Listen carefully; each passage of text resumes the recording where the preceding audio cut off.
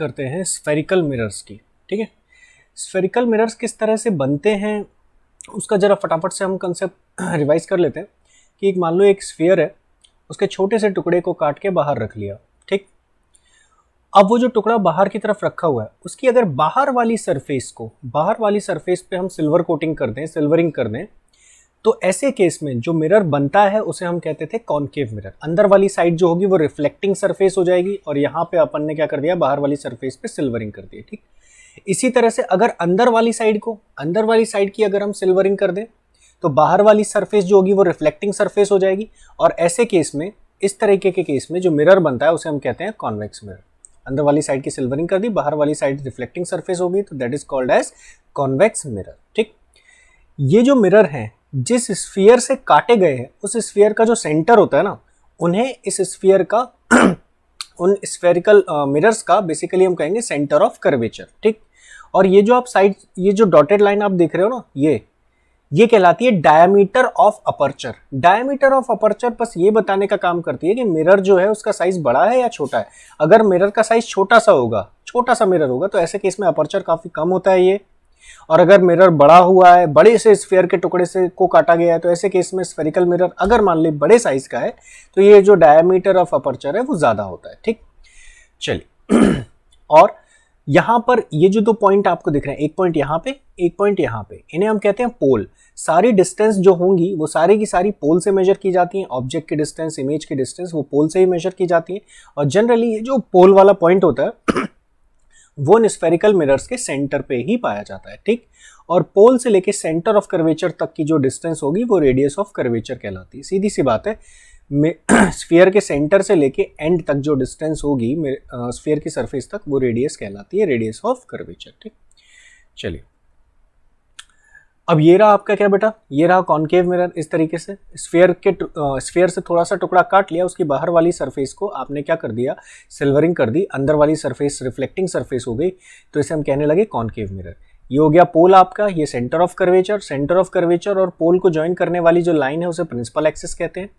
ठीक, साथ ही साथ यहां पर ये F और F दो पॉइंट आपको दिख रहे हैं, इन्हें फोकस कहा जाता है। फोकस क्या होता है, जहां पर पैरेक्सियल रेज आकर मिले या फिर जहां से डाइवर्ज होती हुई नजर आए, उन्हें हम क्या कहते थे, फोकस। जैसे कि अगर मैं बात करूं यहां पे, मैं कॉनकेव मिरर की बात करूं तो कॉनकेव मिरर पे जो पैरेक्सियल रेज होंगी, पैरेक्सियल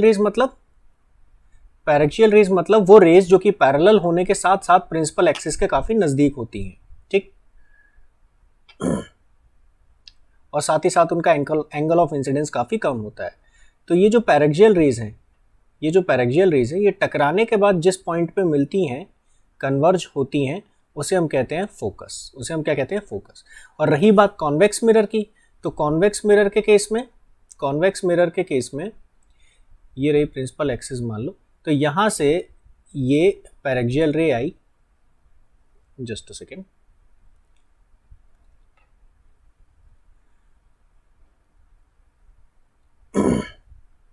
ये पैरेक्सियल रे आई और ये इस तरह से डाइवर्ज होके गई, इस तरह से। तो ये जो पैरेक्सियल रेज हैं, ये ऐसा लगेगा कि रिफ्लेक्शन के बाद एक पर्टिकुलर पॉइंट से निकलती हुई दिखाई दे रही है, उस पॉइंट को हम कहेंगे फोकस। मतलब आपको सिंपल सी बात ये याद रखनी है कि पैरेक्सियल रेज अगर किसी पॉइंट पे कन्वर्ज होती हैं या फिर किसी पॉइंट से डाइवर्ज होती हुई नजर आती है in case of convex mirror, तो उसे हम क्या कहते हैं, फोकस। और पोल से लेके फोकस तक की जो डिस्टेंस होती है वो फोकल लेंथ आती है, और डेरिवेशन उसे हम फोकल लेंथ कहते हैं, और डेरिवेशन की मदद से उसकी वैल्यू कितनी आती है, r/2, रेडियस ऑफ कर्वेचर का जस्ट आधा। ठीक, चलिए उसके बाद बेटा साइन कन्वेंशंस आपको याद रखने हैं। साइन कन्वेंशंस का क्या मतलब है, साइन कन्वेंशंस का मतलब आपको कौन सी डिस्टेंस प्लस में लेनी है, कौन सी डिस्टेंस माइनस में लेनी है, कौन सी हाइट प्लस में लेनी है, कौन सी हाइट माइनस में लेनी है। तो एग्जांपल के तौर पे ध्यान दीजिएगा, जैसे यहाँ पर एक ऑब्जेक्ट है, ये ऑब्जेक्ट रखा हुआ है, तो ऑब्जेक्ट से रे जब मिरर पे गिरेगी, तो यहाँ पर इस स्पेसिफिक केस में ऑब्जेक्ट यहाँ रखा है, तो ऑब्जेक्ट से रे जब मिरर पे जाएगी तो कहाँ जाएगी, लेफ्ट से राइट, लेफ्ट से राइट। तो बेटा ऐसे केस में जो इंसिडेंट रेज का डायरेक्शन है वो कहाँ है, राइट में है। तो साइन कन्वेंशंस हमें इस तरीके से लेने होते हैं कि इंसिडेंट रेज की डायरेक्शंस में जो भी डिस्टेंस मेजर की जाएंगी पोल से, डिस्टेंस मेजर कहां से करनी है, सारी पोल से, तो इंसिडेंट रेज की डायरेक्शन में जो भी डिस्टेंस मेजर करेंगे वो सारी प्लस में लेनी है, और इंसिडेंट रेज के अपोजिट डायरेक्शन में अगर मेजर करेंगे तो सारी डिस्टेंस नेगेटिव में लेनी है। ठीक है, इस तरीके से। राइट और लेफ्ट से याद मत कर लेना। अगर इंसिडेंट रे के डायरेक्शन में जा रहे हो पोल को ओरिजिन मान लेना, ऐसा मान लो पोल को ओरिजिन मान लेना। तो पोल से अगर इंसिडेंट रे के लेफ्ट से राइट है ना यहाँ, तो इंसिडेंट रे के डायरेक्शन में जा रहे हो तो डिस्टेंस पॉजिटिव, और इंसिडेंट रे के अपोजिट डायरेक्शन में जा रहे हो तो डिस्टेंस नेगेटिव। प्रिंसिपल एक्सिस से ऊपर की सारी हाइट पॉजिटिव में, प्रिंसिपल एक्सिस से नीचे की सारी हाइट नेगेटिव में। ठीक, इसके बाद मिरर फॉर्मूला जो कि डेरिवेशन से कितना आता है 1/u + 1/v = 1/f, और यहाँ से जो इमेज की जो पोजीशन आती है वो फॉर्मूला v = uf/u-f। इसी को बस एक स्टेप और एलसीएम लेके जब सॉल्व कर दें तो ऐसे याद रखना ज़्यादा आसान होता है, सही तरीका होता है। ठीक है, चलिए इरेक्ट और इन्वर्टेड इमेजेस का क्या मतलब होता है। अगर इमेज की ओरिएंटेशन ऑब्जेक्ट की ओरिएंटेशन की तरह है, प्रिंसिपल एक्सिस से ऊपर ऑब्जेक्ट था, इमेज भी वैसे ही है, प्रिंसिपल एक्सिस के नीचे ऑब्जेक्ट था, इमेज भी वैसे ही है, तो ऐसे हम केस में कहते हैं इरेक्ट इमेज बन रही है। कैसी बन रही है? इरेक्ट। और अगर ऑब्जेक्ट ऊपर है, इमेज इन्वर्ट यहाँ पर नीचे है, ऑब्जेक्ट नीचे है, इमेज ऊपर बन रही है, मतलब जस्ट उल्टा है, ऑब्जेक्ट से ओरिएंटेशन जस्ट उल्टा है, तो ऐसे केस में हम इमेजेस को कैसे कहेंगे? Inverted images. मैग्निफिकेशन, मैग्निफिकेशन का क्या मतलब होता है? इमेज की हाइट डिवाइडेड बाय ऑब्जेक्ट की हाइट, और इसकी वैल्यू मिरर फॉर्मूले की मदद से कितनी आती है? -v/u। और यहीं पे मैग्निफिकेशन का फॉर्मूला जो -v/u है, मिरर फॉर्मूला का जब इस्तेमाल करके हम आगे बढ़ेंगे तो मैग्निफिकेशन की ये वाले जो फॉर्मूले हैं ये भी बहुत काम आते हैं। इनको भी डायरेक्टली आप याद रखने की कोशिश करना, क्योंकि कई बार 4-5 स्टेप को ये एक ही स्टेप में सॉल्व करने में मदद कर देते हैं। f-v/f, f/f-u, इस तरह से। ठीक, हाँ, अगर मैग्निफिकेशन पॉजिटिव आता है तो ऐसे केस में जो इमेज बनेगी वो इरेक्ट इमेज बनेगी, और अगर मैग्निफिकेशन नेगेटिव आता है तो इमेज जो बनेगी वो कैसी बनेगी? इन्वर्टेड। न्यूमेरिकल में आप इस तरीके से याद रखोगे, तभी आप बता पाओगे कि इमेज जो है वो इरेक्ट है या इन्वर्टेड है। ठीक, साथ ही साथ रियल इमेज और वर्चुअल इमेज बनती कब थी? ध्यान से देखना बेटा। जैसे मान लीजिए ये एक कॉन्केव मिरर है,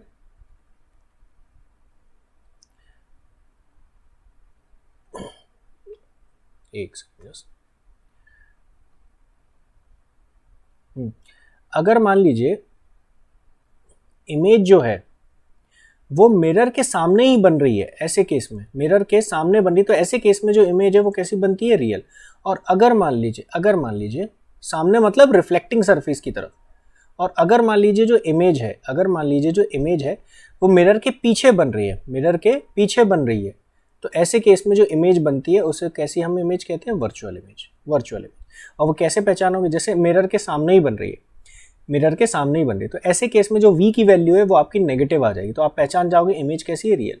और अगर मिरर के पीछे बन रही होगी तो आप पहचान जाओगे कि इमेज जो है वो कैसी है? वर्चुअल। और साथ ही साथ वो न्यूमेरिकल में कैसे पहचानोगे? अगर v की वैल्यू आपकी पॉजिटिव आ गई तो आप पहचान जाना कि ये वर्चुअल इमेज है। अच्छा, कॉन्केव मिरर के ये जो 6 केसेस हैं ये आपको बहुत ज़रूरी है कि याद रखने हैं। कब रियल इमेज बनेगी, कब वर्चुअल बनेगी, कब इन्वर्टेड बनेगी, कब इरेक्ट बनेगी, डिमिनिश्ड बनेगी, एनलार्ज्ड बनेगी, ये सारे के सारे आपको याद होने चाहिए। इसमें से ये सेंटर ऑफ कर्वेचर वाला तो बहुत ज़्यादा इंपॉर्टेंट है कि सेंटर ऑफ कर्वेचर पे ऑब्जेक्ट रखा हो तो सेंटर ऑफ कर्वेचर पर ही इमेज बनती है। सेंटर ऑफ कर्वेचर पे जो ऑब्जेक्ट रखा हो तो इमेज सेंटर ऑफ कर्वेचर पर ही बनती है, ये याद रखेंगे हम। ठीक, चलिए इसके बाद ये कॉन्वेक्स मिरर जो है वो हमेशा वर्चुअल, इरेक्ट और डिमिनिश्ड इमेज बनाता है, ये याद रखना। कई बार क्या होगा कि वो डायरेक्ट सारी वैल्यूज दे देगा, बट ये डायरेक्टली मेंशन नहीं करेगा कि जो मिरर है वो कॉन्वेक्स है। वो बोल देगा कि इमेज जो बन रही है वो वर्चुअल बन रही है और डिमिनिश्ड बन रही है, वर्चुअल, डिमिनिश्ड और इरेक्ट इस तरीके से बन रही है। तो आपको पहचानना होगा कि भैया ये जो इमेज बनती है कौन बनाता है? Convex mirror. कैसे बनाता, कौन बनाता है? कॉन्वेक्स मिरर बनाता है। तो इस तरीके से आपको ये याद रखना बहुत ज़रूरी है। ठीक है, चलिए। हाँ, लॉन्गिट्यूडनल मैग्निफिकेशन, जो अभी हमने मैग्निफिकेशन पढ़े उसे हम ट्रांसवर्स मैग्निफिकेशन कहते थे, उन्हें हम क्या कहते हैं? Transverse magnification. ट्रांसवर्स मैग्निफिकेशन का मतलब होता है कि जो अपना ऑब्जेक्ट है वो प्रिंसिपल एक्सिस के परपेंडिकुलर रखा हुआ है, तो इसे हम कह देते थे, जो इमेज बनती थी या मैग्निफिकेशन जो होता था उसे हम ट्रांसवर्स मैग्निफिकेशन कह देते थे। लॉन्गिट्यूडनल का मतलब है कि प्रिंसिपल एक्सिस के ही अलोंग रख दिया ऑब्जेक्ट। तो ऐसे समझो ये कोई पेन था, उसको खड़ा करके रखा है पहले प्रिंसिपल एक्सिस पे और फिर लिटा कर रख दिया। ठीक, तो ऐसे केस में मैग्निफिकेशन पूछेगा। मैग्निफिकेशन का मतलब यहाँ पे होगा क्या, length of image upon length of object, length of image upon length of object, ठीक है। उसके लिए ये फॉर्मूला लिख दिया, किताबों में लिखा रहता है, या फिर ये डेटा दे के फॉर्मूला लिख दिया। ये फॉर्मूला लिखने की आपको जरूरत नहीं है, आप सिंपली क्या करोगे मैं अभी बता दूंगा। ये क्वेश्चन मैंने साइड में लिख रखा है, अभी जस्ट यहाँ पे तुरंत ही सॉल्व कर लेंगे ताकि तुरंत का तुरंत क्लियर हो जाए, ठीक। हाँ, लेकिन अगर यहाँ पे ये लिखा है कि ऑब्जेक्ट की अगर जो लेंथ है वो बहुत कम है, ऑब्जेक्ट इज वेरी स्मॉल, तो मैग्निफिकेशन का जो फॉर्मूला है वो क्या आता है, minus dv by D, minus dv by D. और फिर इसको जब फर्दर सॉल्व कर लेते हैं मिरर फॉर्मूला की मदद से, तो मैग्निफिकेशन की ये जो फॉर्मूला कन्वर्ट होके आता है v square upon u square. V का मतलब क्या है, वी का मतलब है इमेज की पोजीशन मिरर से, और यू का मतलब क्या है, ऑब्जेक्ट की पोजीशन मिरर से। यहाँ पे dv क्या है, यहाँ पर dv का मतलब हो जाएगा बेसिकली साइज ऑफ इमेज, या मैं कहूँ लेंथ ऑफ इमेज, और du का क्या मतलब है, साइज ऑफ ऑब्जेक्ट, यानी कि मैं कहूँ लेंथ ऑफ ऑब्जेक्ट, ठीक है। माइनस साइन इसके आगे, ये ध्यान रखना, ठीक। चलिए, जैसे मैं यहाँ पे एक एग्जांपल दिखाता हूँ आपको कि यहाँ पर एक ऑब्जेक्ट रखा हुआ है जो कि मिरर से 30 सेंटीमीटर की दूरी पे रखा है उसके पोल से, और मिरर की जो फोकल लेंथ है वो 10 सेंटीमीटर है, और मिरर कैसा है, कॉनकेव मिरर, मिरर कैसा है, कॉनकेव मिरर, ठीक। अब ध्यान से देखना, उसने पूछा है कि इमेज की लेंथ बताओ, इमेज की लेंथ बताओ, अगर ऑब्जेक्ट की लेंथ जो है वो 5 सेंटीमीटर हो, या फिर ऑब्जेक्ट की लेंथ जो है वो 1 मिलीमीटर, ठीक है। अच्छा, एक बात याद रखेंगे, कॉनकेव मिरर की जो फोकल लेंथ है वो कैसी होगी, नेगेटिव। कॉनकेव मिरर का फोकस यहाँ कहीं होगा, इधर कहीं पे फोकस होगा, यहाँ पे कहीं पे, तो बेटा इंसिडेंट रेज कहाँ पे आएंगी, ऑब्जेक्ट यहाँ रखा है तो इंसिडेंट रेज कहाँ जाएंगी, लेफ्ट से राइट जाएंगी। तो पोल से अगर फोकस तक जाना है, पोल से फोकस तक अपन को कहाँ जाना पड़ेगा, राइट से लेफ्ट। तो ध्यान रखना, कॉनकेव मिरर की जो फोकल लेंथ है वो कैसी आएगी, नेगेटिव, क्योंकि अपन इंसिडेंट रे के डायरेक्शन के अपोजिट डायरेक्शन में जा रहे हैं, तो फोकल लेंथ कैसी पुट करनी है, नेगेटिव। तो ए वाले केस की बात करें तो ऐसे सवाल को कैसे सॉल्व करना है, मैंने कहा कोई फॉर्मूला नहीं लगाना है। कैसे सॉल्व करना है, फिर आपको सिंपली क्या करना है, ये जो ऑब्जेक्ट की दोनों एजेस हैं इनको दो नाम दे दो, मान लो जैसे इसको नाम दे दिया ए और इसको नाम दे दिया बी। आपको सिंपली क्या करना है कि आप ऐसा समझो कि मिरर से एक ऑब्जेक्ट रखा है 30 सेंटीमीटर की दूरी पे, यहां पे ए पॉइंट पे ध्यान दे रहा हूं मैं, ए पॉइंट पे एक ऑब्जेक्ट रखा है 30 सेंटीमीटर की दूरी पे, और दूसरा ऑब्जेक्ट रखा है बी, वो की रखा है कितनी दूरी पे, 30 + 5 35 सेंटीमीटर पे। L0 की वैल्यू पहले केस में 5 सेंटीमीटर है ना। तो आप क्या करो, पहले ए पॉइंट पे रखा जो ऑब्जेक्ट है उसके लिए उसकी पोजीशन निकाल लो, इमेज की लेंथ वो जानना चाह रहा है, ठीक है, दिमाग में रखना सवाल क्या है। तो अपन पहले पोजीशन निकालते हैं इमेज की, ए पॉइंट की इमेज कहाँ बनेगी, तो फॉर्मूला लगाते हैं UF upon U minus F। U की वैल्यू ए के लिए -30, F की वैल्यू नेगेटिव में -10 अपॉन -30 माइनस -10, ये कितना आ जाएगा 300 अपॉन 20 -15। इसके बाद बी की बात करें, बी के लिए आप फॉर्मूला लगाओगे UF upon U minus F is equal to U की वैल्यू बी के लिए कितनी होगी, अगर L0 की वैल्यू 5 सेंटीमीटर है तो मिरर से बी वाले ऑब्जेक्ट की पोजीशन कितनी हो गई, 35, तो -35, F की value -10 upon -35 minus 10 is equal to -14 centimetre. तो बेटा ध्यान से देखना वो क्या कह रहा है, ए वाले पॉइंट की जो इमेज बनेगी वो कितने पे बनेगी, -15 सेंटीमीटर पे, और बी वाले पॉइंट की जो इमेज बनेगी वो कितने पे बनेगी, -14 सेंटीमीटर पे। यानी कि ए वाले पॉइंट की जो इमेज है और बी वाले पॉइंट की जो इमेज है वो मिरर से कितनी कितनी डिस्टेंस पे है, वो है 14 और 15, मतलब बी डैश मान लो 14 सेंटीमीटर पे, मिरर यहाँ कहीं है, मान लो मिरर का पोल यहाँ कहीं है, और जो ए डैश है वो कितने पे बन रहा है, 15 सेंटीमीटर पे, 15 सेंटीमीटर पे। समझ गए ना जी। तो बेटा ध्यान से देखो, लेंथ ऑफ इमेज कितनी हो गई, ये पूरी इमेज बन गई, तो लेंथ ऑफ इमेज कितनी हो गई, एक पॉइंट है पोल से 15 सेंटीमीटर पे, दूसरा पॉइंट है पोल से 14 सेंटीमीटर पे, तो कितनी होगी 1 सेंटीमीटर हो गई इमेज की लेंथ। 15 माइनस 14 कितनी हुई, लेंथ कितनी बची, लेंथ ऑफ इमेज कितनी बची, 14 सेंटीमीटर, और 15 सेंटीमीटर का जो डिफरेंस है वो कितना आ गया, 1 सेंटीमीटर आ गया, ठीक। तो इस तरह से आपको कोई फॉर्मूला नहीं इस्तेमाल करना है, आप सिंपली क्या करो, आप ऑब्जेक्ट की दोनों जो एंड्स हैं उनको अलग अलग ऑब्जेक्ट मान के उनकी पोजीशन निकाल लो, इमेज की लेंथ आ जाएगी, ठीक। चलिए समझ में आ गई ये बात। और इमेज आपकी जो इन्वर्टेड बनेगी या इरेक्ट बनेगी, ये आपको कॉनकेव मिरर के केसेस आपने देख ही रखे हैं, उनसे आप डिसाइड कर लेंगे, ठीक। चलिए इसके बाद ऑब्जेक्ट अगर बहुत छोटा है, ऑब्जेक्ट इज वेरी स्मॉल, तो ऐसे केस में आपको अगर इमेज की लेंथ निकालनी है तो भाई साहब क्या करना है, देखो ध्यान से, मैग्निफिकेशन का फॉर्मूला क्या है, v square upon u square, v square upon u square, ठीक। देखना पहले ध्यान से, बट अब सवाल आएगा कि यू और वी कौन कौन से होंगे। सुनना मेरी बात, यहां पर ये था मिरर,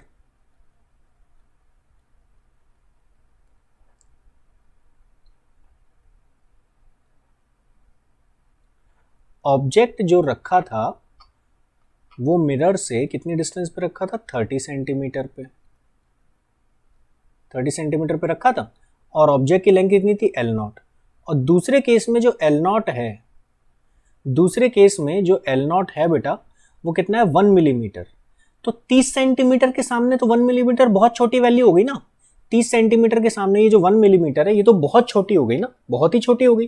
तो आप क्या कर सकते हो, उस 1 मिलीमीटर की लेंथ को, 1 मिलीमीटर की लेंथ को आप बहुत कम मानोगे, तो ऐसे केस में आपके लिए जो पूरा का पूरा ऑब्जेक्ट है, आपके लिए जो पूरा का पूरा जो ऑब्जेक्ट है वो पूरा का पूरा 30 सेंटीमीटर पे ही माना हुआ आप अज्यूम कर लोगे, ये मान लोगे, ठीक। तो आप इसकी पोजीशन जो निकालोगे, फॉर्मूला क्या है, UF upon u minus F, पहले वैसे निकाल चुके हो 30 सेंटीमीटर के लिए, यू की वैल्यू -30, एफ की वैल्यू -10 अपॉन -30 -10। तो वी की वैल्यू कितनी आ गई यहाँ से, -15 सेंटीमीटर। -15 मतलब माइनस साइन का क्या मतलब है बता देंगे, ठीक। तो यानी कि जो इमेज है वो इसकी कितनी डिस्टेंस पे बन रही है, 15 सेंटीमीटर पे बन रही है, 15 सेंटीमीटर पे बन रही है, यहाँ कहीं बन रही है, कितनी डिस्टेंस पे, 15 सेंटीमीटर पे। तो अब वो पूछ रहा है इमेज की लेंथ कितनी होगी। तो ऐसे केस में मैग्निफिकेशन का फॉर्मूला क्या है, v square upon u square minus d v by d u is equal to v square upon u square. तो minus d v upon d u, d u का मतलब ऑब्जेक्ट की length कितनी हो गई, 1 मिलीमीटर हो गई, कितनी हो गई, 1 मिलीमीटर हो गई। तो यानी कि 10 to the power -3 is equal to v की वैल्यू कितनी है, वी की वैल्यू है -15, तो -15 का स्क्वायर अपॉन यू की वैल्यू कितनी है, -30, तो -30 का स्क्वायर, तो minus d v is equal to 15 into 15 upon 30 into 30 कितना हो जाएगा, 1/4 इंटू 10 टू दी पावर -3। तो डी वी की value -1/4 into 10 to the power -3। तो भाई साहब जो साइज आ गया इमेज का वो कितना आ गया, 1/4 मिलीमीटर। चलिए बेटा, तो अब हम स्फेरिकल मिरर्स में लास्ट केस देखने जा रहे हैं वेलोसिटी ऑफ इमेज का, velocity of image in case of spherical mirrors, ठीक। कि स्फेरिकल मिरर के सामने अगर कोई ऑब्जेक्ट जो है वो किसी वेलोसिटी से जा रहा हो तो ऐसे केस में पूछा जाए कि इमेज की जो वेलोसिटी है वो क्या होगी, वो केस हम यहाँ पर देखने जा रहे हैं, जैसे प्लेन मिरर में देखा था। तो यहाँ पर इसका डेरिवेशन छोटा सा है तो मैंने यहाँ पर डेरिवेशन भी कर दिया कि मिरर फार्मूला जो होता है वो क्या होता है, 1/v plus 1/u equal to 1/f। v क्या होता है, position of image with respect to mirror, u क्या होता है, position of object with respect to mirror, f क्या होता है, फोकल लेंथ ऑफ मिरर। तो पोजीशन है, यहाँ पर पोजीशंस दी हुई हैं, तो अगला स्टेप सिंपल सा वेलोसिटी निकालने का क्या था कि टाइम के रिस्पेक्ट में डिफरेंशिएट कर दिया जाए। तो x की पावर n वाला फॉर्मूला लगा दिया गया, v ये 1/v है ना, तो v को ऊपर ले जाएंगे तो v की पावर -1 हो जाएगा ना, तो बस वही x की पावर n वाला डिफरेंशिएशन का फॉर्मूला लगा दिया गया। अब टाइम के रिस्पेक्ट में डिफरेंशिएट कर रहे हैं इसीलिए साथ में dv/dt बचेगा, इसी तरह से u का du/dt बचेगा, और क्योंकि फोकल लेंथ जो होती है वो एक कांस्टेंट वैल्यू होती है, that's why it's differentiation is going to be 0, ठीक। अब बेटा ध्यान से देखिए, ये dv/dt position of image with respect to mirror, rate of change of position है, ये basically rate of change of position, differentiation को यही तो बोलेंगे, rate of change of position, that is called as velocity, that is called as velocity. But ये velocity कौन सी है, ये velocity of image with respect to mirror है, क्योंकि भैया जो पोजीशन होती है ना ये v, ये कौन सी पोजीशन होती है, velocity of image with respect to, sorry position of image with respect to mirror. तो वेलोसिटी भी कौन सी आएगी, वेलोसिटी ऑफ इमेज नहीं, velocity of image with respect to mirror. Similarly ये u क्या होता है, u होता है position of object with respect to mirror, तो इसके डिफरेंशिएशन से वेलोसिटी भी कौन सी आएगी, velocity of object with respect to mirror. तो फाइनली जब इसी को अरेंज किया गया तो ये फॉर्मूला निकल के आया, ये आप बॉक्स में देख रहे हो, velocity of image with respect to mirror equal to minus magnification का square velocity of object with respect to mirror. ध्यान रहे ऊपर एरो दिए हुए हैं, वेलोसिटी वेक्टर क्वांटिटी है तो यहाँ पे एरो के साइन लगे हुए हैं, मतलब आपको डायरेक्शन को कंसिडर करना है। अगर आप राइट में जाती हुई बॉडी की वेलोसिटी प्लस में पुट कर रहे हो तो लेफ्ट में जाती हुई की वेलोसिटी आपको माइनस में पुट करनी होगी, ठीक। और velocity of image with respect to mirror का क्या मतलब है, रिलेटिव वेलोसिटी वाला फंडा वही, velocity of image minus velocity of mirror. Similarly velocity of object with respect to mirror का मतलब velocity of object minus velocity of mirror, ठीक। चलिए अब देखते हैं कि स्फेरिकल मिरर्स पे इस पे बेस्ड जो क्वेश्चंस हैं वो किस तरीके से आते हैं, या फिर उनमें ये कंसेप्ट जो है किस तरह से अप्लाई करना है, देखते हैं। चलिए देखो ध्यान से क्वेश्चन पढ़ो। उसने क्या बोला है क्वेश्चन में कि एक ऑब्जेक्ट है जो कि किसी पर्टिकुलर इंस्टेंट पे किसी मिरर से 60 सेंटीमीटर की डिस्टेंस पे है और मिरर की तरफ चलता चला आ रहा है 9 सेंटीमीटर पर सेकेंड से, और वो कॉन्केव मिरर के सामने, जिस कॉन्केव मिरर के सामने वो आ रहा है उसकी फोकल लेंथ है 24 सेंटीमीटर। तो जिस इंस्टेंट पे वो मिरर से 60 सेंटीमीटर की डिस्टेंस पे है उस इंस्टेंट पे इमेज की स्पीड क्या होगी, ये पूछा है। बस सिंपल सा डायरेक्टली फॉर्मूला बेस्ड सवाल है, देखो ध्यान से। Is equal to minus magnification का square velocity of object with respect to mirror. Velocity of image with respect to mirror को क्या लिख सकते हो, velocity of image minus velocity of mirror is equal to minus magnification का square velocity of object minus velocity of mirror. अब बेटा mirror की velocity तो दी नहीं है क्वेश्चन में, तो जीरो मान लेते हैं। Then velocity of image is equal to minus magnification का स्क्वायर वेलोसिटी ऑफ ऑब्जेक्ट, ठीक। तो यानी कि अब जो भी मेहनत करनी है वो मैग्निफिकेशन निकालने के लिए करनी है। ऑब्जेक्ट की वेलोसिटी दी है, इमेज की वेलोसिटी आ जाएगी तुरंत, ठीक। तो करते हैं बेटा ध्यान से, देखिए। अब मैग्निफिकेशन क्या होता है मिरर के केस में, माइनस वी अपॉन यू, और इसको क्या लिख सकते हैं, F upon u minus F, ठीक। माइनस साइन आगे लगा देते हैं। तो अरे सिंपल सा, मिरर फॉर्मूले से v equal to u f upon u minus f आता है ना, तो u को नीचे ले गए तो f upon u minus F, और मैग्निफिकेशन में माइनस साइन आगे रहता ही है तो इसलिए ये माइनस साइन भी आगे रहेगा, ठीक। चलिए पुट करते हैं सारी values. Focal length, concave mirror की फोकल लेंथ माइनस में होती है इसलिए -24, नीचे u की वैल्यू, जो ऑब्जेक्ट की पोजीशन है इस इंस्टेंट पे कितनी है, 60 है तो -60, माइनस फोकल लेंथ फिर से -24, तो ये वैल्यू कितनी बची, 24 बाय ये -60 प्लस 24, तो ये कितनी बची, 24 बाय -36। तो मैग्निफिकेशन की जो वैल्यू है वो कितनी निकल के आई, -2/3, -2/3 ये मैग्निफिकेशन की वैल्यू निकल के आई, ठीक। तो अब बेटा सिंपली वेलोसिटी ऑफ इमेज जो है वो कितनी हो गई, इक्वल टू माइनस मैग्निफिकेशन के स्क्वायर -2/3 का square into velocity of object. Object जो है वो राइट डायरेक्शन में जा रहा है, तो सिंपली मतलब किसी भी डायरेक्शन में जा रहा हूँ, मिरर की तरफ है, तो यहाँ पे मैं उसकी वैल्यू 9 डाल देता हूँ, ठीक है। अभी मैं एरो साइन हटा देता हूँ, या चलो लिख ही देता हूँ मान लो, ठीक है। अगर तुम्हें डायरेक्शन वायरेक्शन में कन्फ्यूज़ हो तो ऐसे समझ लो, ये रहा कॉन्केव मिरर, इस तरफ रख दिया है मैंने, और यहाँ पे ये प्रिंसिपल एक्सिस, ये रहा ऑब्जेक्ट जो कि 9 सेंटीमीटर पर सेकेंड से राइट डायरेक्शन में जा रहा है, ठीक। तो यहाँ पे इसकी मैं वेलोसिटी को आई कैप लिख दूँ, ऑब्जेक्ट जो है वो राइट डायरेक्शन में सपोज जा रहा है तो 9 आई कैप लिख दिया, ठीक। तो velocity of image is equal to -4/9 into 9 i cap, then velocity of image is equal to -4 i cap centimetre पर सेकेंड। तो इमेज की जो वेलोसिटी है, वो कितनी आ गई, -4 आई कैप सेंटीमीटर पर सेकेंड। मतलब स्पीड तो जो आ गई वो 4 है। अब 4 के दो ऑप्शन है, ए और सी। तो अब ध्यान से देखो, ऑब्जेक्ट जो है वो राइट डायरेक्शन में जा रहा है इसलिए मैंने उसके आगे 9 के आगे प्लस आई कैप लिख दिया है, और जो इमेज जो है उसके आगे क्या आ रहा है, माइनस आई कैप, उसके साथ में माइनस आई कैप है। तो माइनस आई कैप का क्या मतलब है कि जो इमेज है वो नेगेटिव एक्स में जा रही होगी। अब नेगेटिव एक्स में दो पॉसिबिलिटी है, या तो इमेज अगर यहाँ बन रही होगी वर्चुअल, इमेज अगर वर्चुअल बन रही होगी तो इधर आ जाएगा, और इमेज अगर रियल बन रही होगी तो इधर जा रहा होगा, नेगेटिव एक्स की तरफ जाना है ना। तो बेटा ध्यान से देखो, अब ये तो फंडा सिंपल सा है ना, यहाँ जगह बची नहीं है, मैं थोड़ा सा छोटा डायग्राम बना रहा हूँ, काम चलाना है ना। यहाँ पे जो मिरर है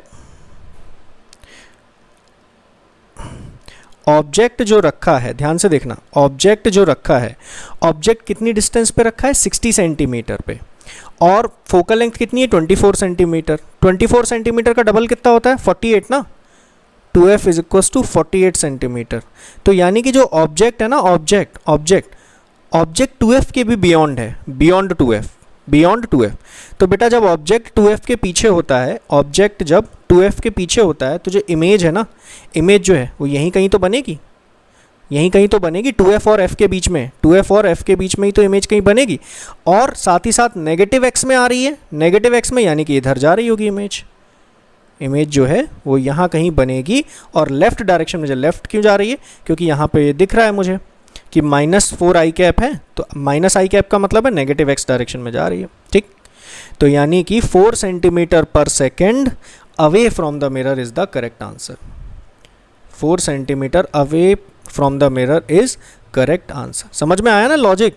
वैल्यू निकालने के बाद भी लॉजिक है, वैल्यू निकालने के बाद वो मिरर वाला लॉजिक है, पुराना मिरर वाला लॉजिक है, ठीक। चलिए, तो ये इस तरीके से करना है। अच्छा, इस क्वेश्चन को ना डायरेक्टली भी कर सकते थे ना यार, इस क्वेश्चन को डायरेक्टली भी कर सकते थे। क्यों? क्योंकि ध्यान से देखो, इस फॉर्मूले पे ज़रा ध्यान दो, इस फॉर्मूले पे अगर ऑब्जेक्ट जो है, अगर ऑब्जेक्ट जो है वो 2f से दूरी पे होता है, 2f के भी बियॉन्ड होता है, तो ऐसे केस में मैग्नीफिकेशन की जो वैल्यू 1 से छोटी आती है ना, मैग्नीफिकेशन का जो मैग्नीट्यूड है सिंपली वो 1 से छोटा आता है ना।